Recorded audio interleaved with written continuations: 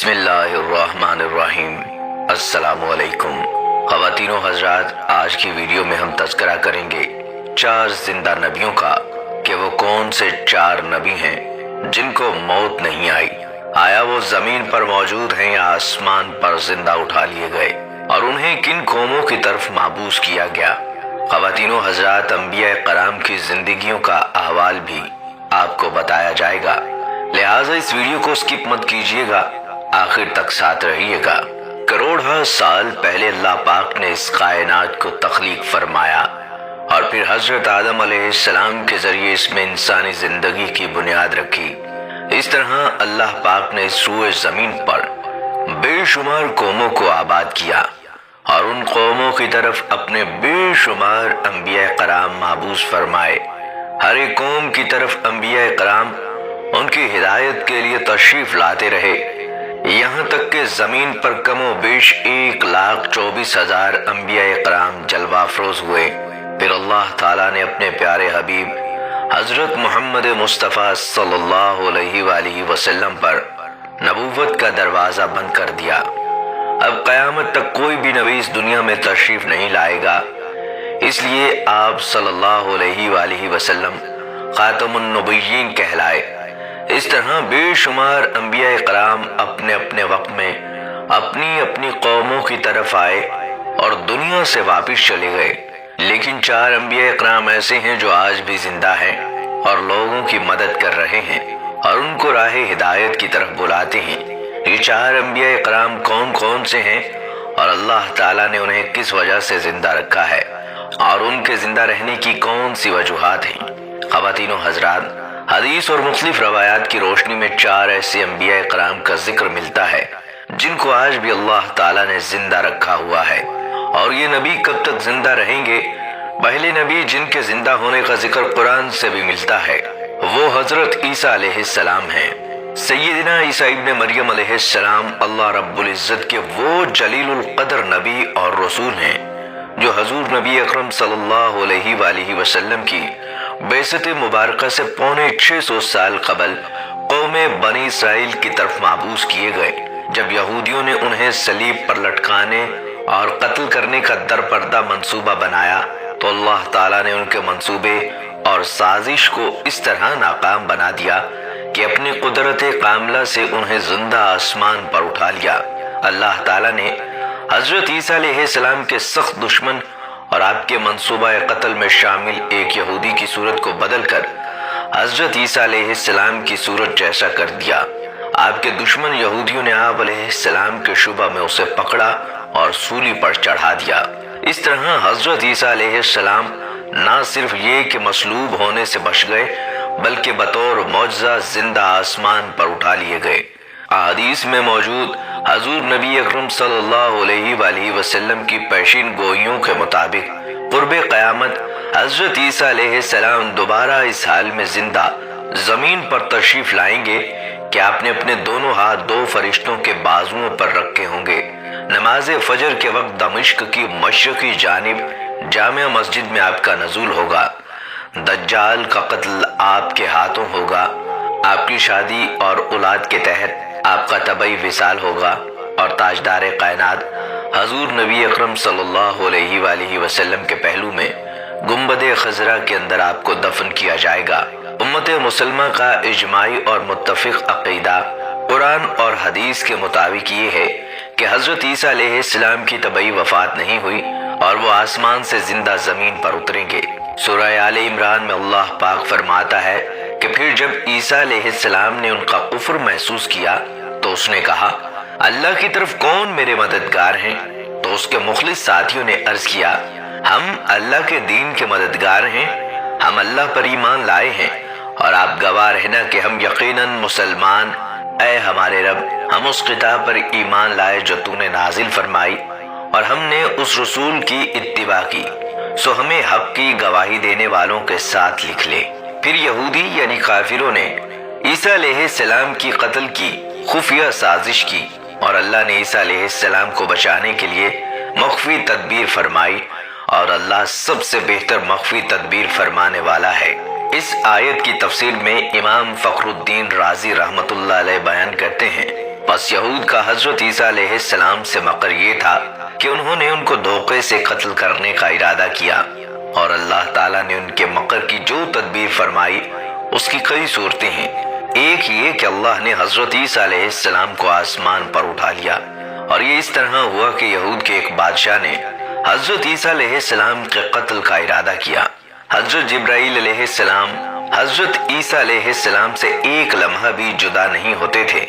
اللہ تعالیٰ نے اس فرمان اور ہم نے پاکیزہ روح کے ذریعے اس کی مدد فرمائی کا یہی مطلب ہے۔ بس جب یہود نے حضرت عیسیٰ علیہ السلام کو قتل کرنے کا ارادہ کیا تو حضرت جبرائیل علیہ السلام نے ان کو ایک مکان میں داخل ہونے کا کہا۔ اس مکان میں ایک روشن دان تھا۔ جب وہ اس مکان میں داخل ہوئے تو حضرت جبرائیل علیہ السلام نے حضرت عیسیٰ علیہ السلام کو اس روشن دان سے نکال لیا اور آپ کی شبیہ ایک اور شخص پر ڈال دی۔ بس یہود نے اسے پکڑا اور عیسیٰ سمجھ کر صلیب پر لٹکا دیا۔ بس اس پر وہاں موجود ایک نے کہا کہ ہمارے درمیان معاذ اللہ خدا تھا، دوسرے نے کہا معاذ اللہ وہ خدا کا بیٹا تھا، تیسرے نے کہا وہ اللہ کے بندے اور رسول تھے۔ پس پہلے دونوں گروہ باطلا تیسرے مومن گروہ پر غالب آ گئے، حتیٰ کہ اللہ تعالیٰ نے حضور نبی اکرم صلی اللہ علیہ وآلہ وسلم کو محبوس فرمایا۔ المختصر، یہود کے ساتھ اللہ کے مکر کا معنی یہ ہے کہ اللہ تعالیٰ نے حضرت عیسیٰ علیہ السلام کو آسمان پر اٹھا لیا اور یہود کو حضرت مسیح علیہ السلام کے ساتھ دھوکہ دہی سے باز رکھا۔ جب عیسیٰ علیہ السلام نے نبوت کا اعلان کیا اور انہوں نے اپنے ارد گرد کے لوگوں کو جمع کیا اور ان کو جمع کر کے بتایا کہ میں اللہ کی طرف سے بھیجا ہوا نبی ہوں اور میں دعوت حق دینے کے لیے مابعوث ہوا ہوں، لیکن جس قوم کی طرف اللہ تعالیٰ نے حضرت عیسیٰ علیہ السلام کو مابعوث فرمایا وہ قوم یہودی تھی، اور ان کی کتابوں میں واضح لکھا تھا کہ اللہ تعالیٰ کا ایک نبی آئے گا جو یہودیوں کے دین کو ختم کر دے گا، اور اسی ڈر کی وجہ سے یہودیوں نے حضرت عیسیٰ علیہ السلام کو قتل کرنے کا منصوبہ بنا لیا کہ اگر عیسیٰ علیہ السلام زندہ رہے تو ہمارا دین ختم ہو جائے گا۔ چنانچہ حضرت عیسیٰ علیہ السلام اللہ کے حکم کے مطابق ان یہودیوں کو دین حق کی طرف بلاتے رہے اور دین حق دیتے رہے، مگر وہ بدبخت قوم آپ پر ایمان نہ لائی اور آپ کو جھٹلاتی رہی اور آپ پر طعنہ کشی کرتی رہی۔ جب آپ کو یقین ہو گیا کہ یہ لوگ میری کسی بات کا یقین نہیں کریں گے اور اسی جہالت پر رہیں گے، تو ایک دن حضرت عیسیٰ علیہ السلام نے سب یہودیوں کو اکٹھا کیا اور ان سب سے کہا، آپ لوگوں میں سے کون ہے جو اللہ تعالیٰ کے دین پر ایمان لاتا ہے؟ تو ان میں سے تقریباً 12 یا 19 لوگ ایسے تھے جنہوں نے اس بات کا اقرار کیا کہ ہم اللہ کی وحدانیت پر ایمان لاتے ہیں اور ہم آپ کا دین قبول کرتے ہیں، آپ ہی ہماری بخشش کا ذریعہ بنیں گے۔ اور ان خوش نصیب لوگوں کے علاوہ باقی تمام لوگ ایسے تھے جنہوں نے دین قبول نہ کیا اور حضرت عیسیٰ علیہ السلام کو اسی طرح جھٹلاتے رہے اور اپنے سابقہ دین یعنی یہودیت پر قائم رہے۔ چنانچہ جب یہ چند لوگ حضرت عیسیٰ علیہ السلام پر ایمان لے آئے، یہودیوں نے دیکھا اگر لوگ اسی طرح عیسیٰ علیہ السلام پر ایمان لاتے رہے ہمارا دین ختم ہو جائے گا، کیوں نہ حضرت عیسیٰ علیہ السلام کو دعوت حق دینے سے روکا جائے۔ اور اس طرح تمام یہودیوں نے آپس میں مشاورت کے بعد حضرت عیسیٰ علیہ السلام کو قتل کرنے کا منصوبہ بنا لیا۔ چنانچہ یہودیوں نے ایک توتیانوس نامی شخص کو مقرر کیا، وہ شخص حضرت عیسیٰ علیہ السلام کو قتل کرنے کے لیے آیا۔ ادھر جب توتیانوس حضرت عیسیٰ علیہ السلام کے پاس پہنچا اور اس ارادے سے جا رہا تھا کہ میں آج آپ کو قتل کر دوں گا، اللہ تعالیٰ نے اپنے فرشتے کو حکم دیا کہ جاؤ اور حضرت عیسیٰ علیہ السلام کو آسمان کی طرف اٹھا کر لے آؤ۔ وہ فرشتہ اللہ کے حکم کی تعمیل کرتے ہوئے حضرت عیسیٰ علیہ السلام کے پاس گیا اور حضرت عیسیٰ علیہ السلام کو اپنے ساتھ آسمانوں کی جانب لے آیا۔ جب آپ آسمان کی طرف پہنچے تو آپ کی ملاقات آپ کی والدہ یعنی حضرت مریم علیہ السلام سے ہوئی۔ اس وقت آپ کی والدہ نے آپ کو گلے لگا کر پیار کیا اور آپ نے اپنی والدہ ماجدہ سے فرمایا، امی جان اب ہماری ملاقات روز قیامت ہی ہوگی۔ اس طرح جب حضرت عیسیٰ علیہ السلام آسمانوں کی جانب اٹھائے گئے تو اس وقت آپ کی عمر 33 سال تھی، اور ادھر یہودی باہر کھڑے ہو کر اس شخص کا انتظار کر رہے تھے جس شخص کو انہوں نے حضرت عیسیٰ علیہ السلام کو قتل کرنے کی غرض سے بھیجا تھا کہ کب نہ جانے توتیانوس حضرت عیسیٰ علیہ السلام کو قتل کر کے باہر آئے گا اس طرح جب کافی دیر ہو گئی تو وہ شخص واپس نہ آیا۔ اس وقت تمام یہودی حضرت اسرائیل علیہ السلام کے گھر کی طرف گئے کہ دیکھیں تو صحیح کیا ماجرا ہے۔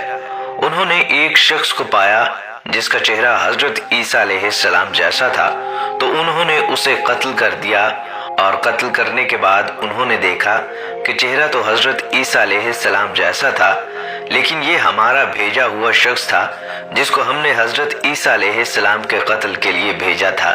یہ ماجرا دیکھ کر تمام یہودی پریشان ہو گئے اور دو گروہوں میں تقسیم ہو گئے، اور تمام یہودی آپس میں لڑنے لگے۔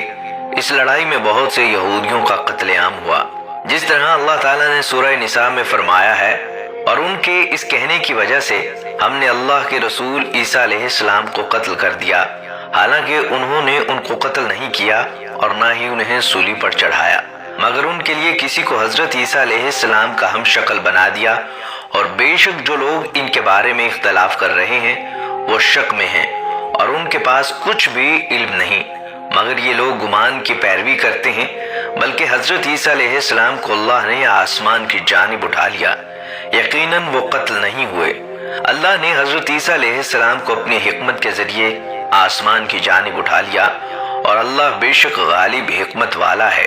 حدیث نبوی میں ہے کہ نبی اکرم صلی اللہ علیہ وآلہ وسلم نے ارشاد فرمایا کہ حضرت عیسیٰ علیہ السلام قیامت سے پہلے زمین پر تشریف لائیں گے اور سنت نبوی صلی اللہ علیہ وآلہ وسلم کے مطابق زندگی گزاریں گے، اور حضرت عیسیٰ علیہ السلام ہی سلیم توڑیں گے، اور حضرت عیسیٰ علیہ السلام ہی دجال کا جڑ سے خاتمہ کریں گے، اور اس دنیا میں 7 برس تک رہیں گے، اللہ تعالیٰ کے دین کو عام فرمائیں گے۔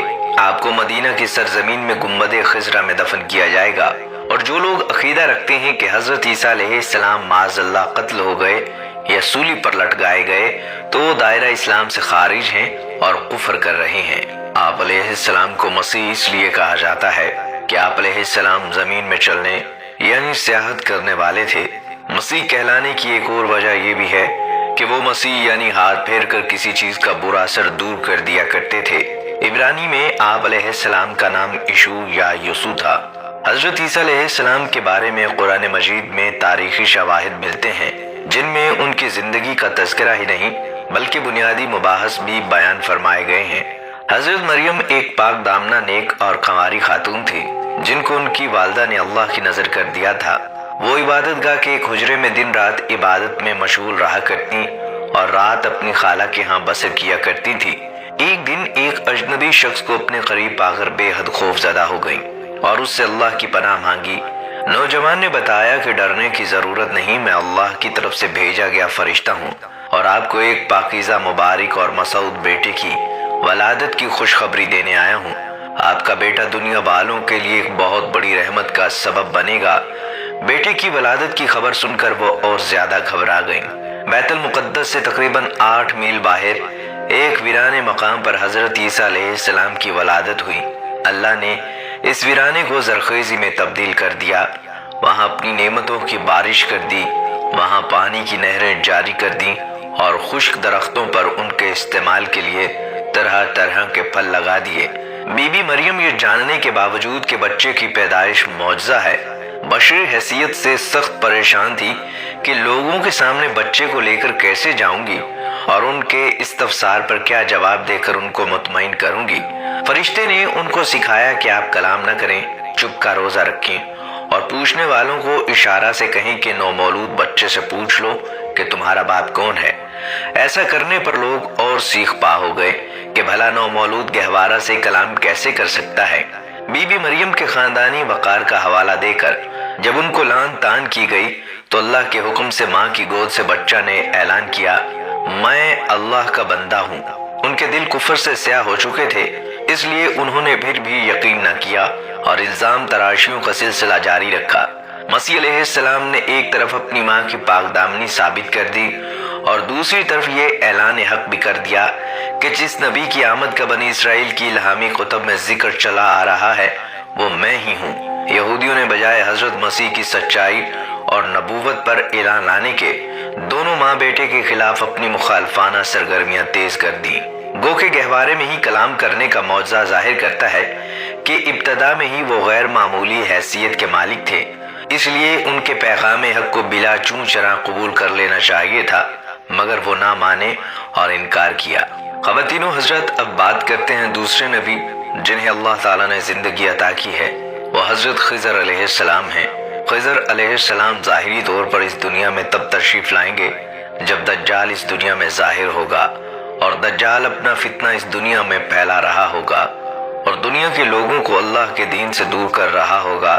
اس وقت حضرت خضر علیہ السلام لوگوں کو اللہ کے دین کی طرف بلائیں گے، اللہ کی وحدانیت کی طرف بلائیں گے، لوگوں کو نیکی کی طرف بلائیں گے اور لوگوں کو کہیں گے کہ نیک کام کرو، برے کاموں سے باز آ جاؤ۔ ایک دوسری روایت میں آتا ہے کہ حضرت محمد صلی اللہ علیہ وآلہ وسلم اپنے صحابہ اکرام کو حضرت خضر علیہ السلام کا قصہ سنا رہے تھے۔ آپ نے فرمایا، حضرت خضر علیہ السلام کا باپ ایک بادشاہ تھا۔ حضرت خضر علیہ السلام کو بادشاہت سے نوازنا چاہتا تھا، لیکن خضر علیہ السلام کو دنیا کی بادشاہت پسند نہ آئی اور آپ علیہ السلام نے دنیا کی سلطنت کو لینے سے انکار کر دیا۔ آپ نے اپنے والد گرامی سے کہا، میں اس دنیا کی سلطنت نہیں لینا چاہتا۔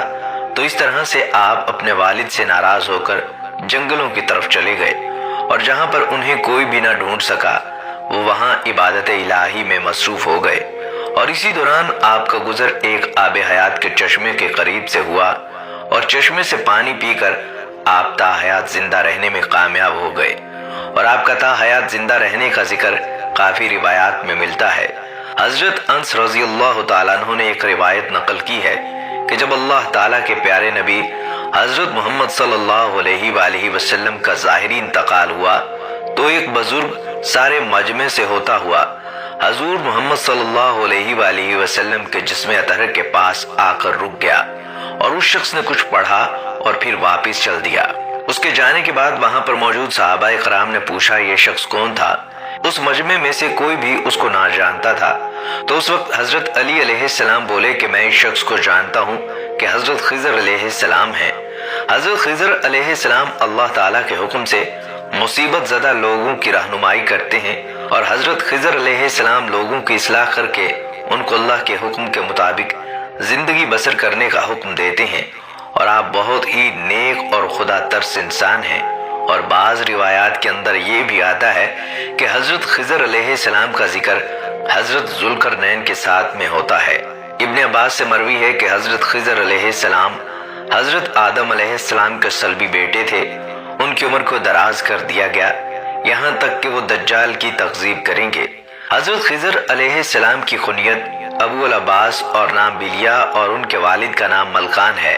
بلیہ سریانی زبان کا لفظ ہے، عربی میں اس کا ترجمہ احمد ہے، خضر ان کا لقب ہے۔ حضرت خضر علیہ السلام حضور نبی اکرم صلی اللہ علیہ وآلہ وسلم کی زیارت سے مشرف ہوئے ہیں، اس لیے یہ صحابی بھی ہیں۔ حضرت خضر علیہ السلام کی حیات کے بارے میں ایک روایت یہ بھی ملتی ہے کہ حضرت آدم علیہ السلام نے فوت ہوتے وقت اپنے بیٹوں کو وصیت فرمائی تھی کہ میرا جسم تمہارے پاس ایک غار میں محفوظ رہنا چاہیے، جب تم غار سے نکلو تو میری نعش کو شام لے جانا اور وہیں پر مجھے سپرد خاک کر دینا۔ اس روایت کے آخر میں ہے، آدم علیہ السلام نے دعا کی تھی جو مجھے دفن کرے اس کی عمر قیامت تک دراز ہو۔ آدم علیہ السلام کا جسد اطہر پڑھا رہا حتیٰ کہ خضر متولد ہوئے، انہوں نے آدم علیہ السلام کو دفن کیا۔ اللہ تعالیٰ نے آدم علیہ السلام کی دعا کو شرف قبولیت بخشتے ہوئے خضر علیہ السلام کی عمر دراز فرما دی۔ حضرت انس سے مروی ہے کہ آپ صلی اللہ علیہ وآلہ وسلم نے فرمایا، خضر سمندر میں اور یسیع خشمی میں رہتے ہیں۔ یہ رات کو ذوالقرنین کی تعمیر کردہ دیوار جو اس نے عام لوگوں اور یاجوج ماجوج کے درمیان بنائی تھی کے پاس اکٹھے ہوتے ہیں، ہر سال حج اور عمرہ کرتے ہیں اور آب زمزم پیتے ہیں جو ان کے لیے ایک سال کے واسطے کافی ہوتا ہے۔ کہا جاتا ہے کہ حضرت الیاس علیہ السلام بیمار ہوئے، آپ نے موت کو محسوس کیا تو رونے لگے۔ اللہ تعالیٰ نے آپ علیہ السلام کی طرف وحی فرمائی کہ آپ کیوں رو رہے ہیں؟ کیا دنیا کی حرص میں رو رہے ہیں یا موت کے غم میں یا دوزخ کے خوف سے؟ آپ علیہ السلام نے عرض کیا کہ تیری عزت و جلال کی قسم، میرے رونے کا سبب ان میں سے کوئی نہیں، بلکہ میں تو اس غم میں رو رہا ہوں کہ میرے بعد تیری حمد کرنے والے حمد کریں گے لیکن میں نہیں کر سکوں گا، تیرا ذکر کرنے والے میرے بعد تیرا ذکر کریں گے لیکن میں نہیں کر سکوں گا، روزہ رکھنے والے بھی روزے رکھیں گے لیکن میں نہیں رکھ سکوں گا، नमाज पढ़ने वाले मेरे बाद भी नमाज पढ़ेंगे, लेकिन मैं नहीं पढ़ सकूंगा।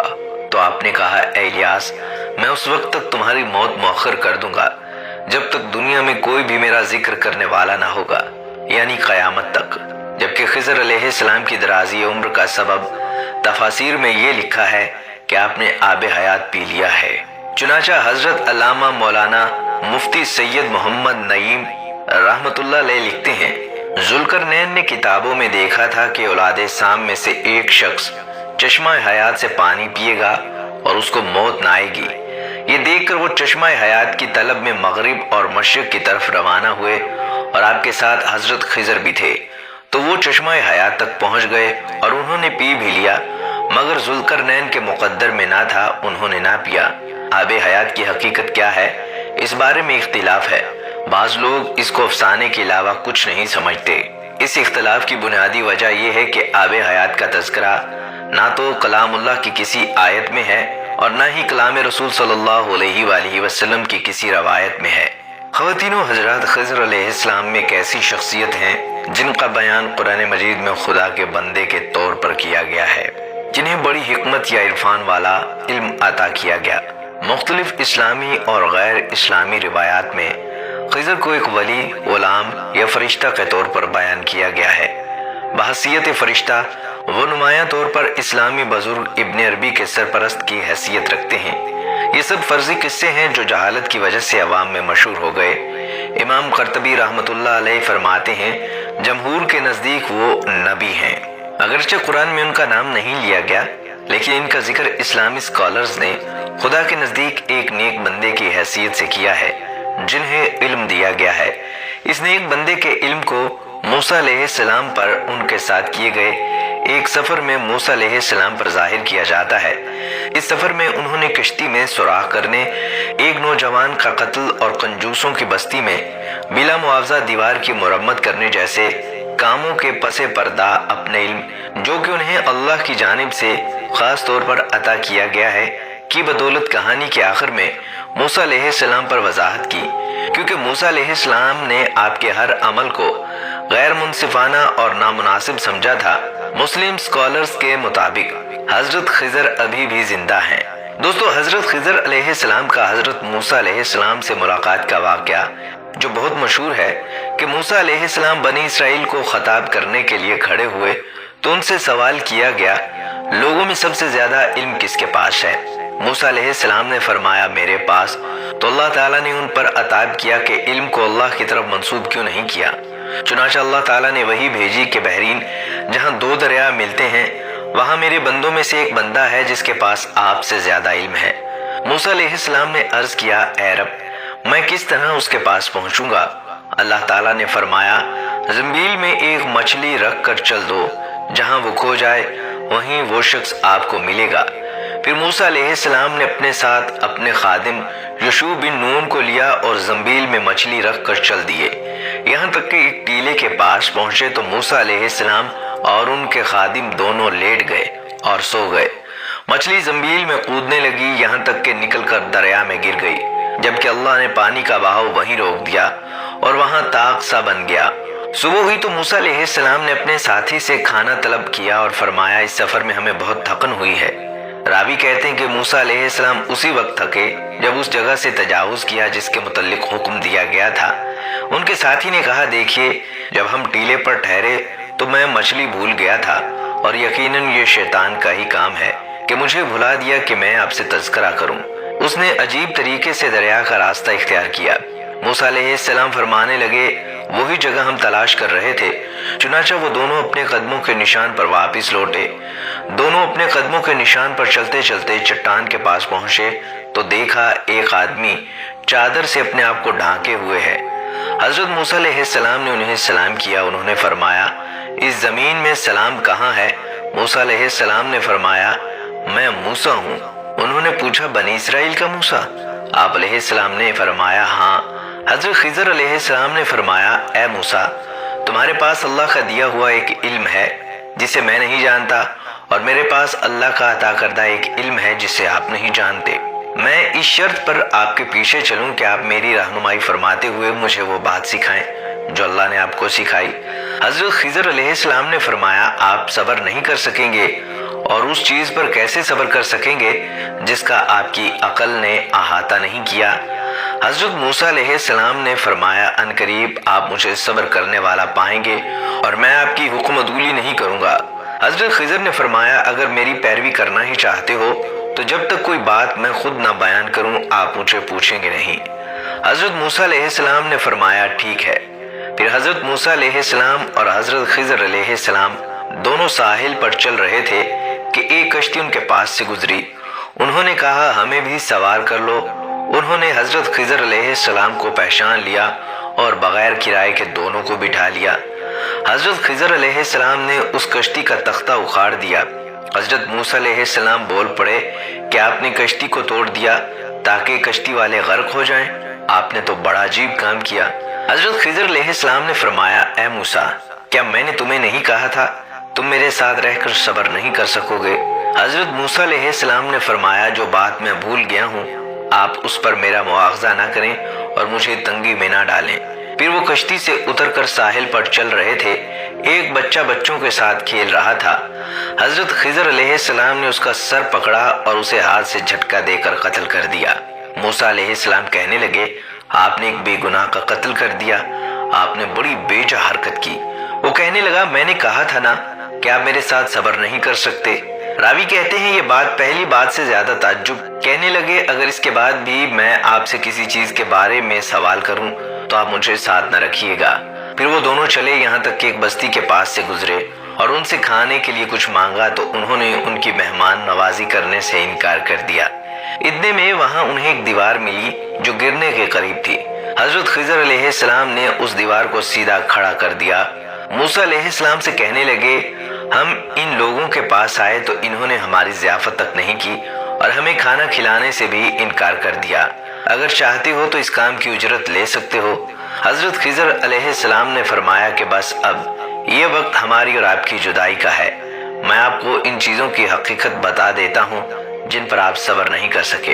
हजरत खिज़र अलैहिस्सलाम ने मूसा अलैहिस्सलाम का कपड़ा पकड़कर फरमाया, मैं अब आपको उन कामों का राज बताता हूँ जिन पर तुम सब्र नहीं कर सके। कश्ती उन मस्कीनों की थी जो समंदर में मजदूरी करते थे और उनके आगे एक बादशाह था जो जुल्मन कश्तियों को छीन लेता था। तो मैंने चाहा कि मैं इस कश्ती को ऐबदार कर दूं। तो जब कश्ती छीनने वाला आया उसने कश्ती को ऐबदार समझकर छोड़ दिया और कश्ती आगे बढ़ गई और कश्ती वालों ने एक लकड़ी काटकर उसे दुरुस्त कर लिया। और वो लड़का जिसे मैंने कत्ल किया फितरतन काफिर था।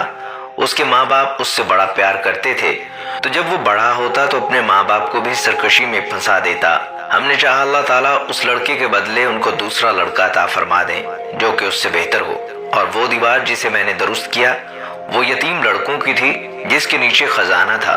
नबी अकरम सल्लल्लाहु अलैहि वसल्लम ने फरमाया, हमारी चाहत थी कि मूसा अलैहिस्सलाम कुछ देर और सब्र करते ताकि हमें उनकी अजीब व गरीब खबरें सुनने को मिलती। फिर नबी अकरम सल्लल्लाहु अलैहि वसल्लम ने फरमाया कि मूसा अलैहिस्सलाम ने पहला सवाल तो भूल कर किया था। फिर एक चिड़िया आई जिसने कश्ती के किनारे पर बैठकर दरिया में अपनी चोंच डबोई। फिर हजरत खिज़र अलैहिस्सलाम ने मूसा अलैहिस्सलाम से फरमाया, मेरे और आपके इल्म ने अल्लाह के इल्म में से सिर्फ इस कदर कम किया जितना इस चिड़िया ने दरिया से। ये वाक़या कुरान पाक में भी बयान हुआ है, ताहम हजरत खिज़र अलैहिस्सलाम का नाम कुरान पाक में नहीं लिया गया।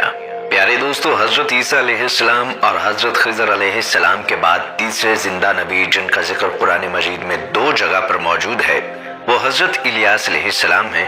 जिस तरह के तफसीर में बयान किया गया है कि हजरत इलियास अलैहिस्सलाम को एक नौरानी घोड़े पर बिठाकर आसमान की तरफ ले जाया गया। इस बात का तज़किरा हजरत अनस रज़ियल्लाहु ताला अन्हु की एक रिवायत में है। फरमाते हैं कि मैं और हजरत मोहम्मद सल्लल्लाहु अलैहि वसल्लम एक पहाड़ से गुजर रहे थे। वहां से गुजरते हुए एक आवाज़ सुनाई दी, अल्लाह ताला मुझे भी हजरत मोहम्मद सल्लल्लाहु अलैहि वसल्लम का उम्मती बना दे। ये आवाज़ सुनते ही अल्लाह ताला के नबी ने मुझे हुक्म दिया, ऐ अंस, इस आवाज़ का पता लगाओ ये कौन है। तो हजरत अंस रज़ियल्लाहु ताला अन्हु बयान करते हैं कि मैं जब पहाड़ के अंदर गया तो मैंने देखा एक सफ़ेद पोश बुजुर्ग अल्लाह की इबादत में मशगूल था اور جب اس نے مجھے دیکھا تو کہا، اے بندے، تو محمد صلی اللہ علیہ وآلہ وسلم کا صحابی ہے؟ تو حضرت انس رضی اللہ تعالیٰ عنہ نے کہا، جی ہاں۔ تو اس بزرگ نے کہا کہ میرا سلام حضرت محمد صلی اللہ علیہ وآلہ وسلم کو پہنچا دو، اور حضرت محمد صلی اللہ علیہ وآلہ وسلم کی بارگاہ میں عرض کرنا کہ الیاس علیہ السلام آپ سے ملنا چاہتے ہیں۔ اور میں واپس آپ صلی اللہ علیہ وآلہ وسلم کی بارگاہ میں حاضر ہوا، اور آپ صلی اللہ علیہ وآلہ وسلم کی بارگاہ میں حضرت الیاس علیہ السلام کا پیغام پیش کیا، سلام پیش کیا، اور آپ صلی اللہ علیہ وآلہ وسلم نے مجھے اپنے ساتھ لیا اور حضرت الیاس علیہ السلام سے ملنے کے لیے چل پڑے۔ جب آپ حضرت الیاس علیہ السلام کے پاس پہنچے تو میں ان سے کچھ دور کھڑا ہو گیا۔ آپ صلی اللہ علیہ وآلہ وسلم اور حضرت الیاس علیہ السلام کافی دیر تک آپس میں باتیں کرتے رہے۔ تو اس دوران ان پر آسمان کی طرف سے کھانا نازل ہوا۔ اس وقت حضرت محمد صلی اللہ علیہ وآلہ وسلم نے مجھے بھی اپنے پاس بلا لیا، اور اس طرح ہم نے کھانا کھایا۔ ختم ہوا تو میں نے دیکھا کہ ایک سفید پرندہ آسمان سے نیچے کی طرف اڑ رہا ہے۔ وہ پرندہ حضرت الیاس علیہ السلام کے پاس آ گیا، اور حضرت الیاس علیہ السلام اس پرندے پر سوار ہو کر آسمان کی جانب چلے گئے۔ بعض علماء کرام نے لکھا ہے کہ حضرت الیاس علیہ السلام اور حضرت خضر علیہ السلام ہر رمضان میں بیت المقدس میں تشریف لاتے ہیں، وہاں پر روزے رکھتے ہیں، اور حج کے موقع پر حج بھی ادا کرتے ہیں۔ یہ دونوں نبی مختلف مقامات پر مصیبت زدہ انسانوں کی مدد کرتے ہیں۔ قرآن مجید میں ان کا نام الیاس بتایا ہے، اور انجیل یوحنا میں ان کو الیاہ نبی کہا گیا ہے۔ بعض آثار میں ہے کہ الیاس اور ادریس ایک نبی کے دو نام ہیں، مگر یہ صحیح نہیں ہے۔ اول تو ان آثار کے متعلق محدثین کو کلام ہے، اور وہ ان کو ناقابل حجت قرار دیتے ہیں۔ دوسرے قرآن عزیز کا انداز بیان بھی ہے کہ اس نے انعام اور صفات میں حضرت الیاس کے جو ان آثار کی تردید کرتا ہے، اس لیے اوصاف اور حالات قلم بند کیے ہیں۔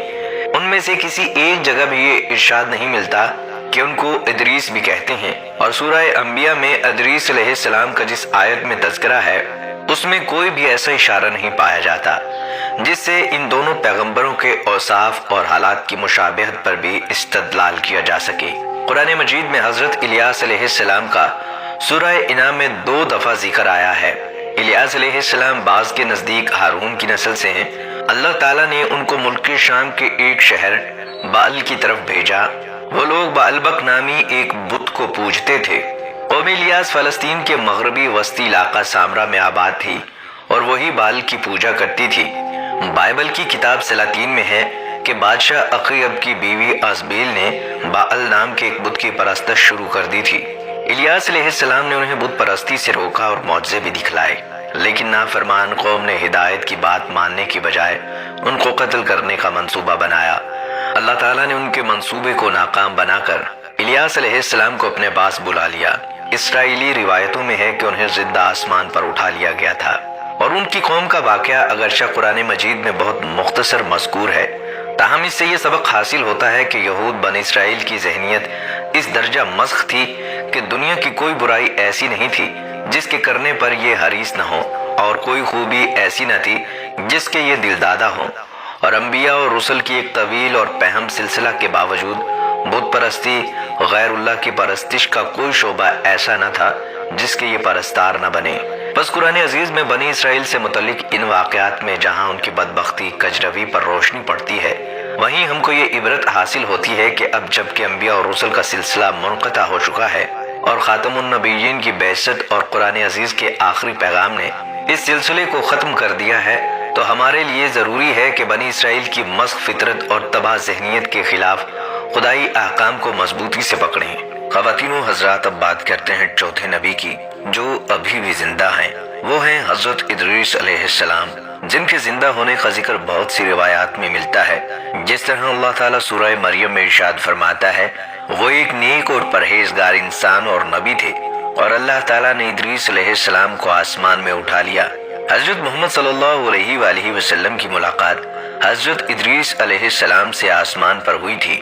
بعض روایات میں یہ ذکر ملتا ہے کہ حضرت ادریس علیہ السلام اللہ تعالیٰ کے ساتھ ذکر میں مشغول رہتے ہیں۔ حضرت ابن عباس رضی اللہ تعالیٰ عنہ فرماتے ہیں، حضرت ادریس علیہ السلام ایک درزی کا کام کیا کرتے تھے۔ اپنے کام کے ساتھ ساتھ وہ اللہ کا ذکر بھی کیا کرتے تھے۔ جب شام ہوتی تو آپ کی نیکیاں بے تحاشا ہو جاتی۔ حضرت ادریس علیہ السلام کی نیکیاں زمین پر رہنے والے ہر شخص سے زیادہ ہو جاتی اور آپ کی نیکیاں اللہ تعالیٰ کی بارگاہ میں جمع ہو جاتی۔ حضرت ادریس علیہ السلام اللہ تعالیٰ کے تیسرے نبی تھے جو حضرت آدم علیہ السلام اور حضرت شیس علیہ السلام کے بعد نبوت کے جلیل القدر منصب پر فائز ہوئے۔ مورخین کے مطابق آپ کی ولادت بابل یا مصر کے شہر میں ہوئی۔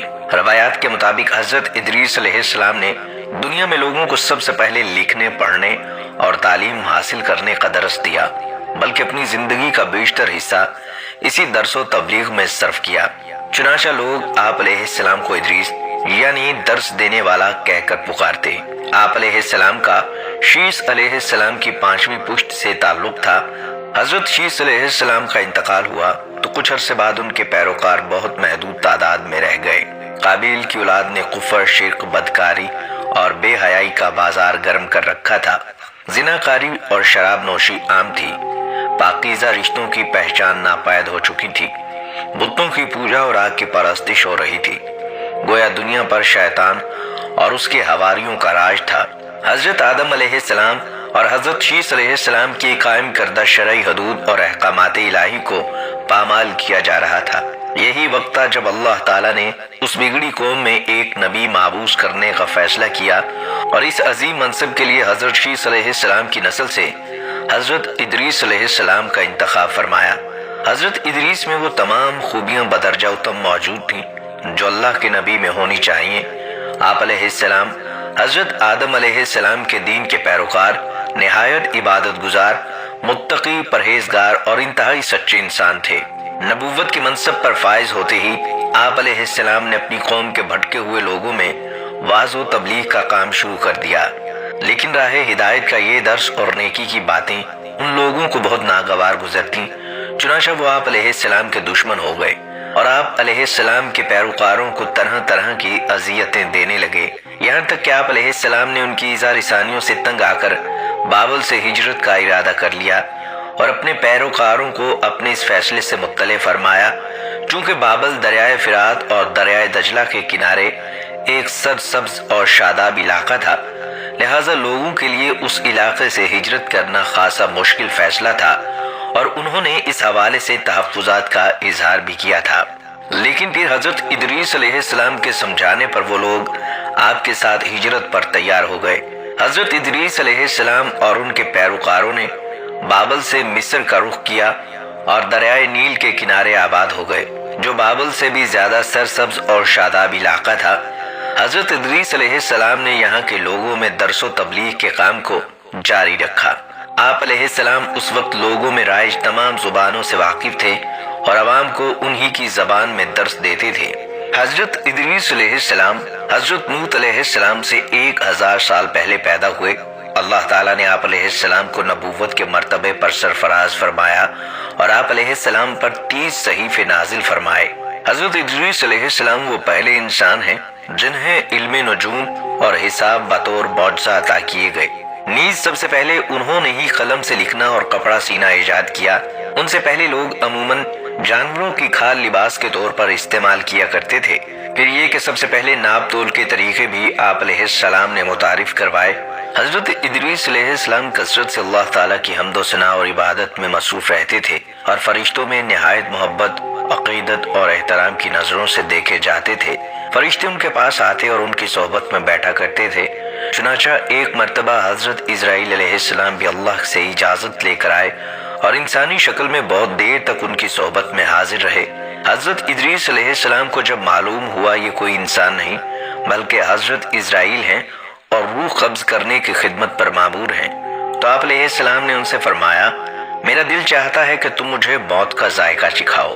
پر حضرت اسرائیل علیہ السلام نے اللہ کی اجازت سے ان کی روح نکالی اور پھر واپس کر دی۔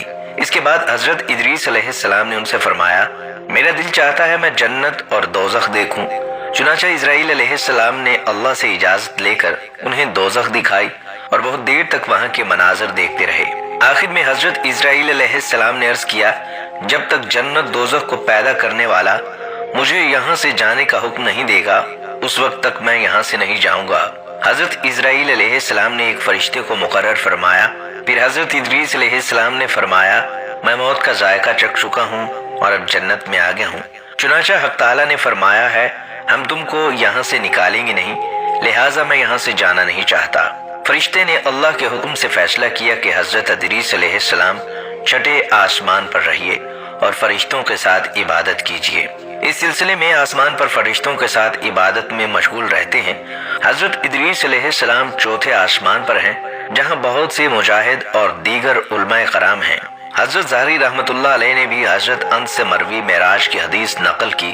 جب نبی اکرم صلی اللہ علیہ وآلہ وسلم معراج کی رات چوتھے آسمان پر پہنچے تو وہاں آپ صلی اللہ علیہ وآلہ وسلم کی ملاقات حضرت ادریس علیہ السلام سے ہوئی، جنہوں نے آپ صلی اللہ علیہ وآلہ وسلم کو دیکھ کر فرمایا مرحبا صالح بھائی اور صالح نبی صلی اللہ علیہ وآلہ وسلم۔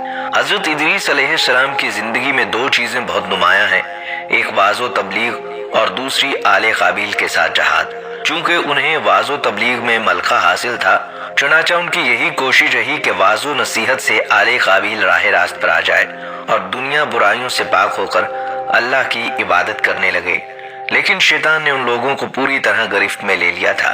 جب آپ علیہ السلام ان سے اللہ کی وحدانیت کی بات کرتے، ایک اللہ کی نصیحت کرتے، برائیوں کو چھوڑنے کی تلقین کرتے تو یہ لوگ آپ کی باتوں کو ناگوار محسوس کرتے اور آگ بگولا ہو کر اذیتیں دیتے، تمسخر اڑاتے، پتھر مارتے۔ دراصل ایک طویل عرصے تک شیطان کے زیر اثر رہ کر یہ لوگ شرک، کفر اور برائیوں کی دلدل میں گردن تک دھنس چکے تھے۔ دنیا واضح طور پر دو گروہوں میں تقسیم ہو چکی تھی، ایک شیطان کے پیروکار اور دوسرے اللہ رب العزت کے ماننے والے۔ حضرت ادریس علیہ السلام اس صورتحال میں بڑے دل گرفتہ اور پریشان رہا کرتے تھے۔ آپ علیہ السلام نے لاکھ کوشش کی کہ کسی طرح تبلیغ کے ذریعے ان لوگوں کو راہ راست پر لایا جا سکے۔ جب کوئی صورتحال نظر نہ آئی تو انہوں نے اللہ کے حکم سے ان لوگوں کے خلاف جہاد کا فیصلہ کیا۔ انہوں نے اللہ اور اس کے پیغمبر پر ایمان رکھنے والے نوجوانوں کی ایک جماعت کے ساتھ آل قابیل کے ساتھ جہاد کیا، جس میں اللہ تعالیٰ نے انہیں کامیابی عطا فرمائی اور بہت سے لوگ دین حق کی جانب راغب ہو گئے۔ یاد رہے کہ 4 پیغمبر ابھی زندہ ہیں، 2 آسمانوں میں، 2 زمین پر۔ خواتین و حضرات، یہ تھے وہ 4 انبیاء جنہیں زندہ آسمان کی جانب اٹھا لیا گیا۔ ہم امید کرتے ہیں کہ آپ کو ہماری یہ ویڈیو ضرور پسند آئی ہوگی۔ اگر آپ کو ہماری آج کی ویڈیو پسند آئی ہے تو آپ سے گزارش کرتے ہیں آپ ہمارے چینل کو ضرور سبسکرائب کر لیں اور ساتھ ہی بیل کے بٹن کو بھی پریس کر لیں تاکہ آپ کے پاس ہماری آنے والی مزید معلوماتی ویڈیوز کا نوٹیفیکیشن بر وقت ملتا رہے۔ سبسکرائب کے ساتھ ساتھ ہماری ویڈیو کو لائک بھی کریں اور اپنی قیمتی رائے کا اظہار کمنٹس میں ضرور کریں۔ اللہ تعالیٰ آپ سب کو اپنی حفظ و امان میں رکھے، آمین۔